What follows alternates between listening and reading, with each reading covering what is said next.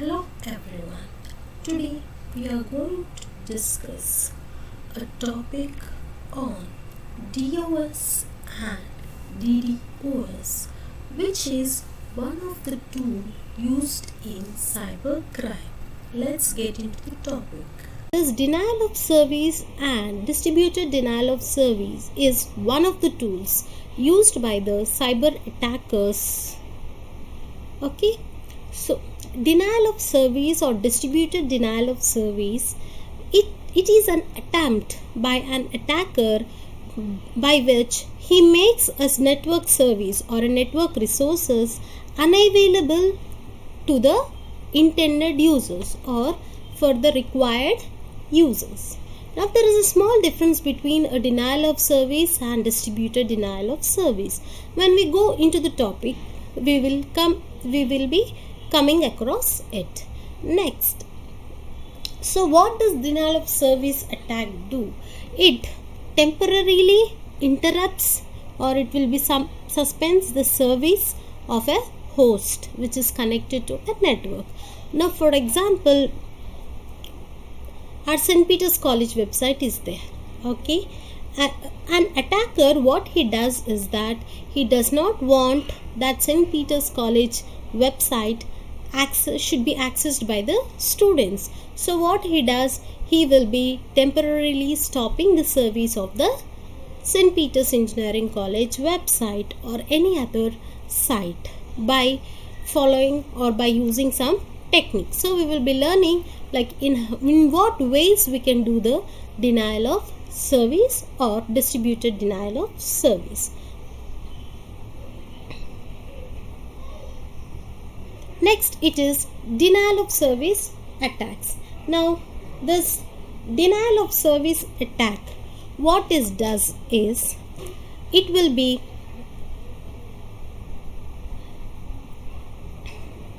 that it will floods the bandwidth. Now for each website, in order to host it or in order to load a website, now for example I want to see or I want to visit a Flipkart website. So when I click on the website link, the website page should be open or the web page should be open. So in order to open that web page and in order to load the images and in order to load the text available on that particular website, it takes some amount of memory. Now that is called a bandwidth here. So for example, for a Flipkart website, 50 GB has been given. Okay, 50 GB of bandwidth has been given for that 50 GB of bandwidth, right? So for example, some 100 users can use that 50 GB of bandwidth or 50 GB of memory at a single time, or some 1000, for example 1000 users can use that one. So what this denial of service attack, what it does is that it will use all the 50 GB of data. It uses all the 50 GB of data at a time. So denial of service attack, it will be flooding the bandwidth or it will make the bandwidth flood or completed. Next, what another type of denial of service attack is that someone will be there, they will be sending emails to the targeted person, they will be sending spam messages so that his mailbox becomes full. It means that mailbox becomes full such that no mails can enter or the inbox will be full. That is another denial of service attack. So the main aim of the denial of service attack is that to make the service unavailable to the required users or intended users. They does not steal the data or they does not modify your data, but they make your service unavailable to the users. Okay, so how they do this denial of service is that they will be using a technique called buffer overflow, that is spoofing. So already we learned what is a spoofing, right? Now spoofing is nothing but you will be creating forged IP addresses from that IP addresses you will be sending a request. You will be sending a number of requests to a particular website so that the website's bandwidth gets over and the service gets, or that particular website service gets stopped. So what this denial of service attack is, the target or the attacker, he will be directly targeting the targeted system. Now for example, I am the attacker, I want to target a Flipkart website. So from my system I will be targeting my Flipkart website. I will be making the Flipkart website service unavailable by sending forged IP addresses. Now for my network, now if I am using an internet, an IP address given on my an IP address will be allocated to me, right? So what I will be making a duplicate IP addresses, and from that duplicate IP addresses I will be sending the request to the Flipkart. So what happens, I will be sending the IP addresses, I will be sending the request continuously to the Flipkart website. So what happens is that now it can handle 1000 users at a time. I have sent some 2000 requests. What happened? The service gets stopped. This is called a denial of service. Now sending the duplicate IP addresses, it is called a IP address spoofing. Next, what are the symptoms of denial of service attacks? Now if denial of service attack has been happened, what are the symptoms? One is network performance will be very slow. So within 1 minute I can load my Flipkart website, for example. Okay, within 1 minute I can open my Flipkart website. But if denial of service attack has happened, so what happened is that it might take 5 minutes, it might take more time in order to open that particular network, or in order to load that page it takes much time. And next one, it is unavailability of a particular website. So whenever I open my Flipkart page, simply server not found, it will, or some error, it will be showing some error, but the website does not get open. Next one, inability to access any website. So we cannot access any website, that is a thing. And next one, it is a dramatic increase in the number of spam emails received. So in our mailbox we will be getting a huge number of, for example, I might get 2 spam messages per day, but due to the denial of service attack, I might be getting some 100 spam messages in a day. So you can think that one.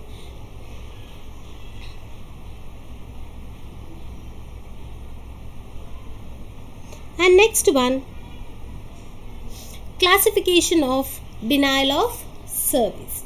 So first one, it is bandwidth attack. Now we are having a different classifications. Now denial of services have been classified based on the type of attack. So first one is bandwidth attack. So in the bandwidth attacks, what happened? It floods the network. Now for example, now a Flipkart website is there, right? Now whenever a person is clicking on the Flipkart website link, what happens? The page should get opened, that is called loaded in a technical term. The page should get loaded and the contents in that particular website should get loaded. So in order to load that particular web page, it takes some amount of memory. Okay, so on a whole, for the Flipkart website, in order to load the page, for example, they have allocated 50 GB. Okay, 50 GB is allocated to a 2000 users, for example. It means that 2000 users can access that Flipkart website at a time. So what the attacker will be doing is that he will be opening the web page and he will be refreshing it more than 2000 times. So what happens? More number of users are using the Flipkart, the service will become unavailable. So coming to the bandwidth. So coming to the bandwidth attack, what it does is that it floods the network. So in order to flood the network, what we have to do is that we have to send the request to that particular website. So this is done by a ping using a command called, so that is called ping. We will be seeing that later. Okay, so what it does in the bandwidth attack, they will be flooding the networks in order to use the bandwidth. Next one, it is logic attacks. Now in the logic attacks, now in the bandwidth attack, you will be loading the pages more than 2000 times. Now for example, if it is given 2000 for a website, you will be loading the page and refreshing it more than 2000 times. So by loading the page continuously, whole bandwidth space, now whatever the 50 GB has given to me, it will be consumed. So if another intended user who will be using the same website, he cannot open that one. Next, coming to the logic attacks. In the logic attacks, what they will be doing is that they will be sending the request to the servers. They will be sending the more number of requests to the server, so that the intended users or the required users, for the required users, it takes much time to get the responses. The required users will also be sending the request, but to get the response, it will be taking a much amount of time. Next one, it is protocol attacks. Now in this protocol attacks, protocol is nothing but set of rules in order to send the data. So in this protocol attack, what happened is that a victim system, the attacker will make the victim system to consume excess amount of resources or more number of resources. Next one, it is unintentional denial of service attack. Now here, unintentional denial of service attack, it is not done by the attacker. The first three, they are done intentionally by the attacker, but the fourth one, it is not done intentionally by the attacker. So what the example is that, now your results are released. So what you will be doing, once the results are released in the JNTU website, everyone will be going and they will be clicking for the results link in the JNTU. So what happens? Suddenly the popularity of that particular JNTU website has been increased due to the results. So in the same way, now some websites, they might have kept some offers, and so in order to avail that offers, everyone will be logging into that website at a time. So that is called unintentional denial of service. Now unintentional denial of service is that there will be an overflow of users due to the sudden spike in the popularity. And next is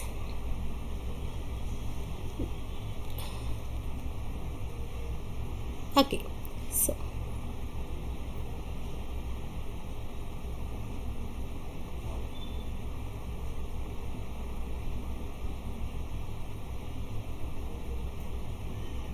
okay, next, before going to the types of denial of service attacks, now we have discussed, yes, already we have discussed the concept of computer network layers. We will be having the 7 layers. By using this layers only, whatever the data from the sender to the receiver over the network is being sent. Okay, so in the different layers, the message, whatever the message we are sending, it will be changing its nature, or we will be converting it from the bits and then to the frame, like that. It will be then from the bits to the frame into packets, in segments, into packets, like that, or into processors, like that. It will be changing, the data mode will be changing while going from one layer to another layer. So just have a glance on it. Already we have discussed why this is there, why we have shown this one, I will be saying later. Okay, so next we are coming to the types of denial of service. Now there we have seen the classification, right? Like in in what way, like in what way denial of service can happen.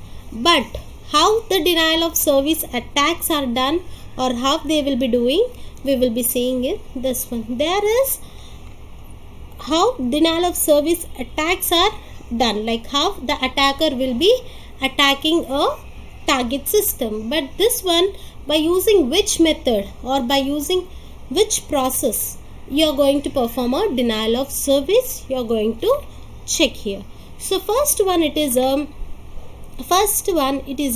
flood attack. So flood attack is nothing but you have to make the bandwidth unavailable. So in order to make the bandwidth unavailable, you are going to use a command called ping. I will explain what is ping, and that's why it is given another name called a ping flood.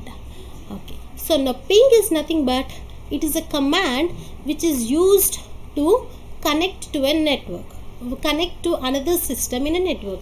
For example, I am there, right? So I want to connect to Monica, so through a network. So what I will be sending, using a ping command. You can use this command in your Windows operating system or in your Unix operating system also. So you will be using a command called ping with some attributes. That ping command, what you will be doing, I will be sending ping, I will be ping, already we know, right? Ping is nothing but in order to check whether someone is there in a network or not. Yes. So what happened, I will be sending the ping command to check whether a particular person, my target system, is there in order to communicate with me. So what I will be sending, instead of sending one ping, I will be sending a flood of pings.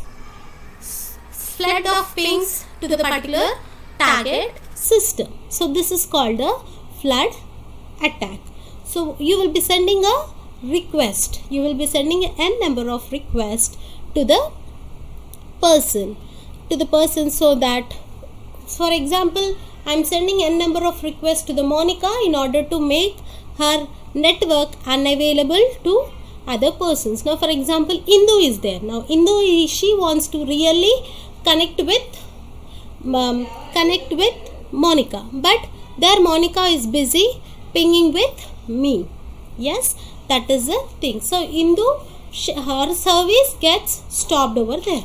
Next one, ping of death attack.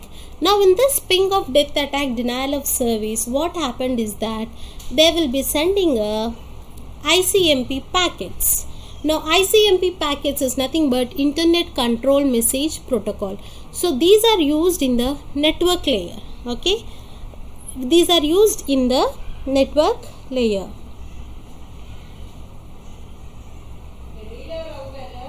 These are used in the network layer. So why these ICMP packets are used? Mainly the ICMP packets are used. Now for example, I am sending a data.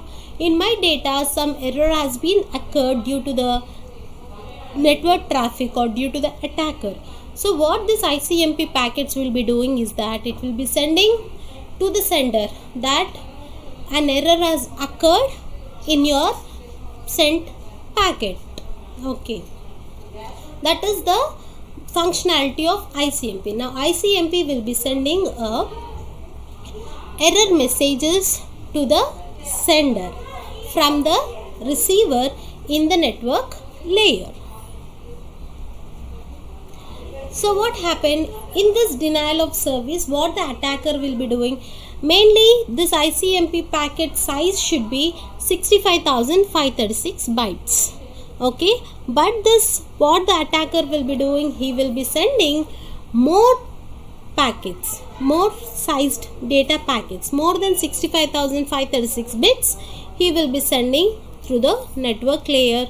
He will be sending that ICMP packet. So what happens there, due to the large data, my service gets denied. Next one, it is synchronous attack. Now synchronous attack, it happens in the TCP/IP. Now already,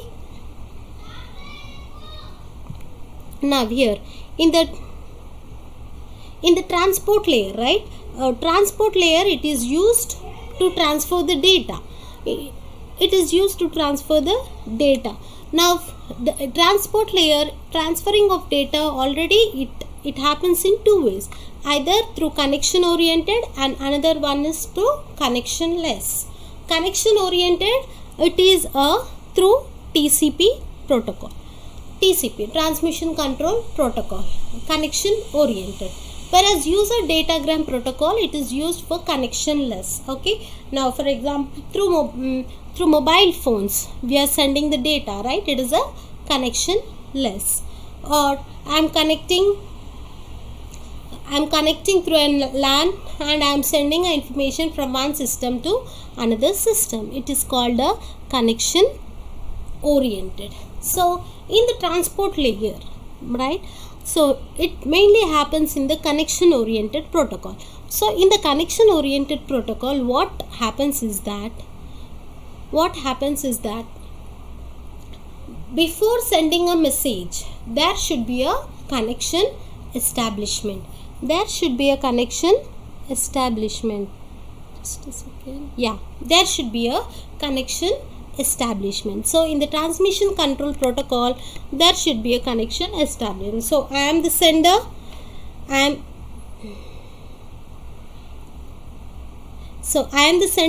want to send some data to my receiver. So what I will be doing, I will be sending a synchronization. SYN means it's synchronization request. And sending a request that please I want to connect with you. Now what this receiver will be doing, it will be sending a synchronous messages along with the acknowledgement. So I got your request, you can connect with me. Then what happened, again it should send an acknowledgement. Okay, I got your message, a connection has been established, now I will send you a data. It will be sending the acknowledgement. So this is called a transmission control protocol. Now what happened in this synchronous attack, what happened is that they will be sending a continuous synchronous flood to the target system or continuous synchronous packets to the target system by using a forced sender address. So they will be sending a synchronous packets. Yes, it will be sending a acknowledgement and synchronization. And then what happens,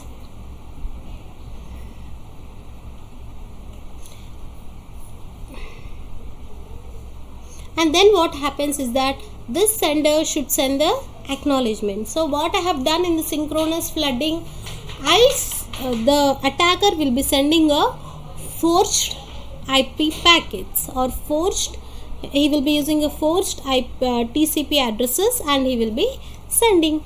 Then when he gets a forced packets, so what happens, again they won't be giving any acknowledgement. If acknowledgement is not given, the transmission control protocol, it will be doing in a waiting state. Okay, it will be waiting until the acknowledgement has come from the sender. So there is no acknowledgement, it is waiting for a long period. So waiting for a long period means it has stopped other services. Now this is called a synchronous flooding. Next one, it is teardrop attack. Now in this teardrop attack, what they will be doing is that they will be sending a fragmented packets. Packets are nothing but they will be sending a data, forged data overlapping one and another on the host recipient. So this is called a teardrop attack, means they will be overlapping the data packets of one sender to another sender. This is called a teardrop attack. And next one, it is a Smurf attack. Now Smurf attack is a denial of service attack in which a computer system is flooded with a spoofed ping messages. Now in the Smurf attack, what it will be doing is that, now for example, myself, I am there and Venkat is there and I want to target a Venkat system and I want to stop his services or his network services. Now what I will be doing, along with the Venkat, I am in the network and some 10 peoples are there in the network. So what I will be doing, instead of sending the messages to the network, to the Venkat, I will be sending the messages to all the people in the network, so that my network traffic gets increased. So what you are doing here, you are stopping the service of a particular website or of a particular person's service by increasing the traffic in a network. So you're not targeting the system or a website, but you're targeting the network through which a particular requests are gone. That is called a Smurf attack. See, wait.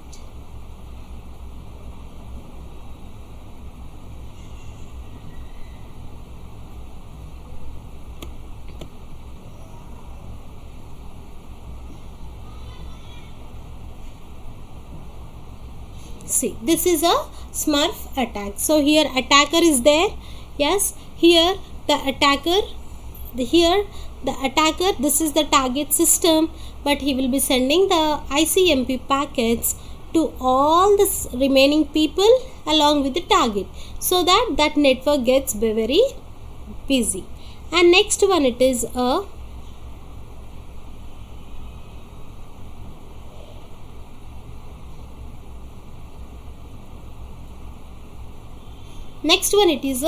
nuke. Now what the nuke is there is that you will be sending a corrupted data to a website, or you are sending a corrupted data to a website so that its service should get stopped. Means I will be sending a invalid ICMP packets. Now for example, Amazon website is there, or Amazon service is there. Now in that Amazon, what you will be doing, what they will be doing, they will be selling the products. The user has to log in and they have to sell it. So what the attackers will be doing is that to that particular website, they will be logging into that website, but they will be doing, they will be sending the packets, or they will be sending a unnecessary data, so that website service get stopped for a while. That is the thing. Or the best example we can take is that, now for example, I want to search what are ICMP packets in a website. So that particular, whatever the wiki website is there, so attacker, when I click on the ICMP packets, I won't get the information related to ICMP packets, but I will be getting something related to some other. I will be getting some other information regarding some tours and travels, like that. We can take it as a nuke. So nuke, what happened? It will be sending the invalid packets to the target, so that the data gets corrupted.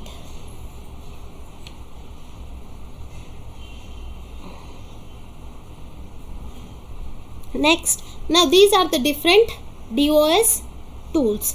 Jolt 2, what it does, it processes the illegal packets. NemC, what it does, it does the spoofing of IP packets or IP addresses. Now Traga, it does all the 8 denial of service attacks. And Crazy Pinger, what it does is that it sends a large ICMP packets. Next, Some Trouble, it does flooding and bombing. Bomber is nothing but sending a spam messages continuously to email. It is called a email bombing. So that is it. Some Trouble does that thing. Smurf attack, we have done with it. So next one, it is distributed denial of service. Now distributed denial of service, it is same like denial of service, but what does denial of service will be doing? It will be directly attacking the target system. But in the distributed denial of service, it takes another system and it will be targeting from that system. Now for example, I am the attacker. I want to target the Monica's service. But what I will be doing, instead of from my computer, what I will be doing, I will be using the Venkat computer through remote access, and through Venkat computer I will be sending a spam messages to the Monica. So that is called a distributed denial of service. So in the distributed denial of service is an attempt to make an online service unavailable by overwhelming it with traffic from multiple sources. So he don't use his own computer, but he will be using other computers in order to target a particular service. Now what are the different the computers which are used? The computer which are used are called zombie systems, and the target system, it is called a primary victim. Now in order to use the other computers, right, I should have an access. I will be hacking their systems, and I will be having a remote access, and then I will be attacking the Monica's system, right? So what happened? Indirectly, I am intruding into their systems, or I am entering into the other system.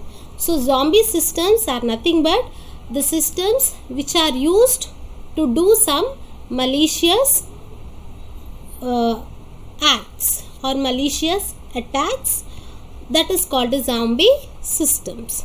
So in the distributed denial of service, the attacker, he will be not targeting directly, he will be using others' computers or other services in order to attack a target system. These are the DDoS tools. Okay, these are the distributed denial of service tools. Now how to protect denial of service or distributed denial of service attack is that, first thing and foremost thing is that we have to use a router filters. So through router filters, if we use that one, no attacker can enter into our network. And whenever our network service is not used, we have to disable the network service. And always we have to observe our system performance. Now for example, my processing speed gets slow, it means that it might be due to denial of service. And next one is that always you have to examine the physical security, and you have to make the updates. And next one, you have to use a tripwires. Tripwires are nothing but they are intrusion detection systems. Like any viruses are there or any worms are there, it will be checking any changes in the information. Tripwire is nothing but it is an intrusion detection system. Next one, it is invest into hot space. Now we already know what are mean by spare, right? So we are keeping another product in advance, it is called a spare.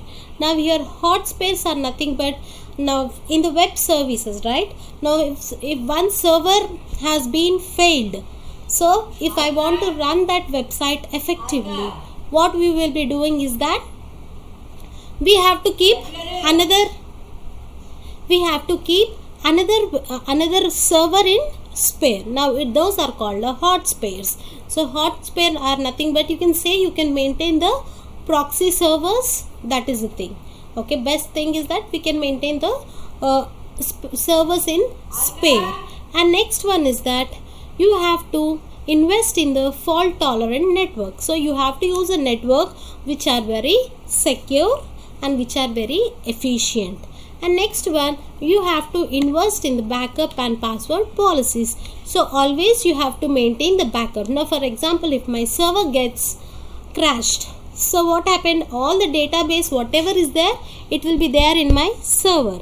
So if that server gets crashed, my database is gone, right? There is no use of running the website. So what you have to do is that you have to keep a backup system for my server. And next one is that you have to maintain the passwords policy. You have to make a password policies, like you have to change your passwords now and then, and you have to keep your passwords very strong. So in this way you can protect from the denial of service attack. So we have seen tools, right? We are saying denial of service, distributed denial of service. So whether there is a denial of service or whether there is a distributed denial of service, so we have to check or to detect. We need some tools, right?